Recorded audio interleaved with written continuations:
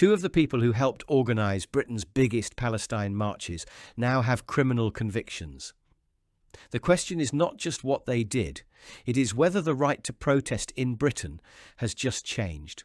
These marches are not random crowds appearing in central London. They are organised by a coalition. They have routes, stewards, speakers, coaches, police negotiations, press lines and legal risk. But they are also not controlled by one hidden command centre. They sit inside something messier: campaign groups, faith networks, trade unions, local branches, police restrictions, government pressure, media arguments, and a public dispute over where protest ends and intimidation begins. The main name at the centre is the Palestine Solidarity Campaign, usually called PSC. PSC describes itself as a member-led organisation working for Palestinian rights. It says it is not aligned to any political party, and its website points supporters toward rallies, local branches, campaigns and demonstrations. But PSC is not usually acting alone. The major national marches have commonly been called by a wider coalition: Palestine Solidarity Campaign, Stop the War Coalition, Friends of Al-Aqsa, Muslim Association of Britain, Palestinian Forum in Britain, and Campaign for Nuclear Disarmament. These groups are not Palestine Action. Palestine Action was proscribed as a terrorist organisation under UK law in 2025, and that separate ban is being fought through the courts.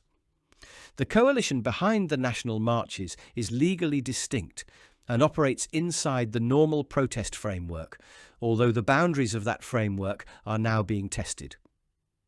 That distinction matters because a lot of public anger gets collapsed into one phrase: Palestine protest. But the system is more precise than that. A national march takes planning. Someone agrees the route. Someone publishes the assembly point. Someone recruits stewards. Someone organises coaches. Someone speaks to police. Someone handles the press, social media, fundraising and legal risk. That is the part supporters want recognised. To them, organisation is not suspicious. It is what makes mass democratic protest possible. Their argument is that when government policy, arms exports, broadcasters, universities, banks and corporations are seen by campaigners as connected to Israel's war in Gaza, protest becomes one of the few tools ordinary people have left. The march is not only aimed at Israel, it is aimed at British power, Parliament, Whitehall, the BBC, political parties, universities and companies' campaigners accused of complicity, and some of the marches have been enormous. In November 2023, Reuters reported that more than 300,000 pro-Palestinian demonstrators marched through central London, while police arrested more than 120 people, mostly from far-right counter-protest groups trying to confront the main rally. So the supporter case is simple. Large-scale democracy requires large-scale organisation. Without stewards, routes, buses and police liaison, a march of tens or hundreds of thousands would be chaos. But this is also where the critic case begins.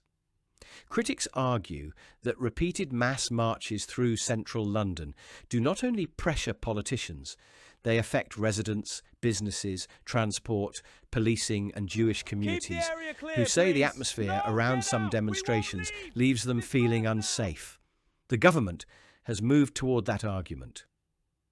In October 2025, the Home Office said police should be able to consider the cumulative impact of repeated protests, saying large repeated protests can leave religious communities feeling unsafe, intimidated and scared to leave their homes. But the timing matters.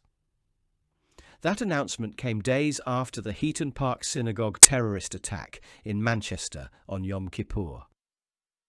Two Jewish worshippers, Melvin Kravitz and Adrian Dalby, lost their lives as a result of the attack. It also followed a Trafalgar Square protest linked to support for the proscribed group Palestine Action, where the Home Office said almost 500 people were arrested. That context is important because the new powers were not only a response to PSC-led Palestine marches, they were also shaped by a synagogue attack, Palestine Action-related arrests, and wider concern about Jewish community safety. PSC rejects the idea that its national marches should be treated as a threat to places of worship. In written evidence to Parliament, PSC said that since October 2023, it had organised 25 national marches with 5 coalition partners, with typical attendance above 100,000.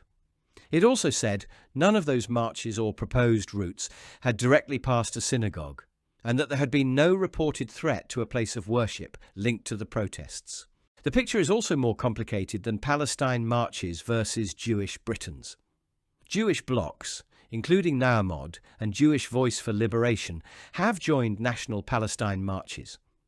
Some Jewish communal bodies say the marches make their communities feel unsafe. Other Jewish campaigners organise within them. The disagreement runs through the community itself. That is the real tension. One side says repeated marches are legitimate political pressure. The other says repeated marches can create fear, disruption, and a hostile atmosphere even when most participants are peaceful. The police sit in the middle. Under the Public Order Act, police can impose conditions on marches and assemblies when they believe restrictions are necessary to prevent serious disorder, serious disruption, property damage, or intimidation. Section 12 deals with public processions, moving marches. Section 14 deals with public assemblies, static gatherings.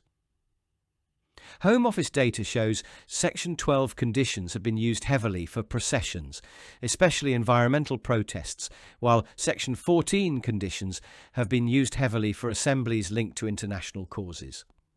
Palestine-related protest policing can sit inside both categories: marches that move and gatherings that stay in one place.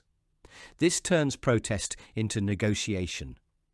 Organisers may want one route. Police may approve another. Campaigners may want a symbolic target. Police may restrict the time, place, route, or endpoint.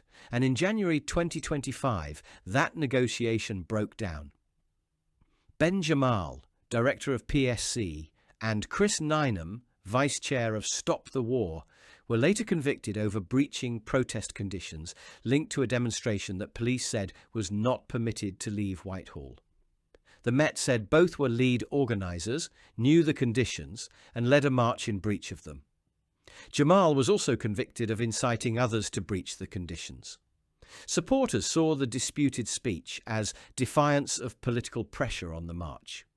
Prosecutors and the court treated it as encouragement to breach police restrictions. Both men said they would appeal.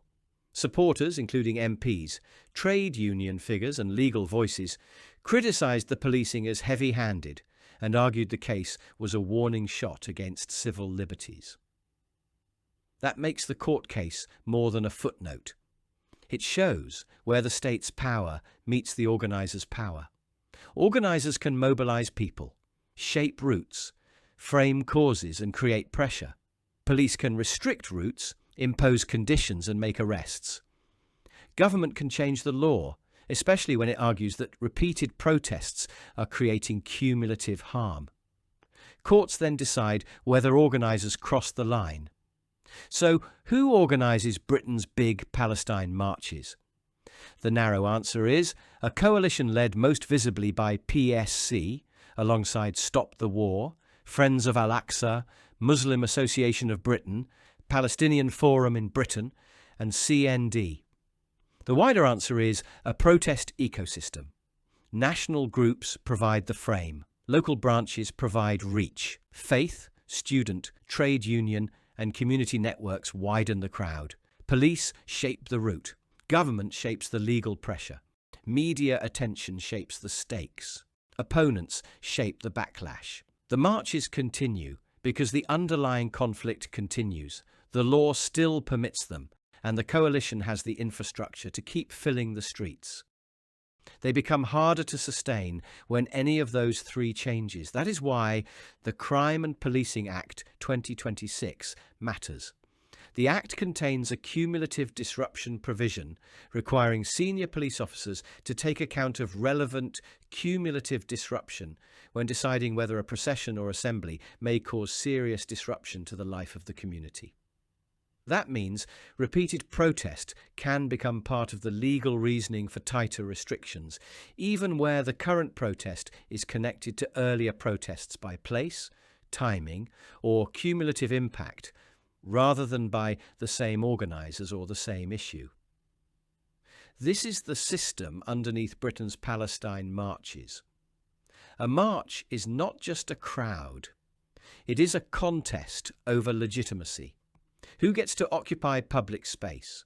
Who gets to say they feel unsafe? And who gets to decide when organised dissent becomes too powerful to tolerate?